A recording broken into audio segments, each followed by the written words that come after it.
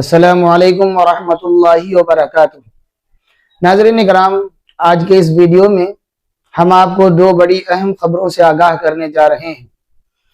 پہلی خبر اتر پردیش کے بلند شہر کے اورنگ آباد سے ہے، جہاں جامع مسجد میں اذان دیتے ہوئے تقریباً 30 سالہ نوجوان عالم دین مولانا عبید اللہ صاحب بجلی کا کرنٹ لگنے کے باعث انتقال کر گئے۔ انا للہ و انا الیہ راجعون۔ ناظرین، اس افسوسناک حادثے سے پورے علاقے میں غم کی فضا ہے، جبکہ پولیس واقعے کی تحقیقات کر رہی ہے۔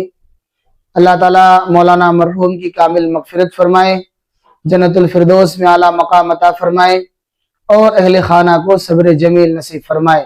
ناظرین، دوسری خبر برطانیہ کے عالمی تبلیغی اجتماع 2026 سے ہے، جہاں سے اللہ کے دین کی دعوت و تبلیغ کے لیے 216 جماعتیں مختلف علاقوں کی جانب روانہ کی گئی ہیں۔ اللہ تعالیٰ تمام ساتھیوں کی حفاظت فرمائے، ان کی محنت کو قبول فرمائے اور انہیں خیر و عافیت کے ساتھ واپس لوٹائے۔ ناظرین، اگر آپ بھی مرحوم کے لیے دعائے مغفرت اور تبلیغی جماعت کی کامیابی و حفاظت کے لیے دعا گو ہیں تو کمنٹ سیکشن میں آمین ضرور لکھیں اور اس ویڈیو کو لائک کر کے زیادہ سے زیادہ شیئر کریں۔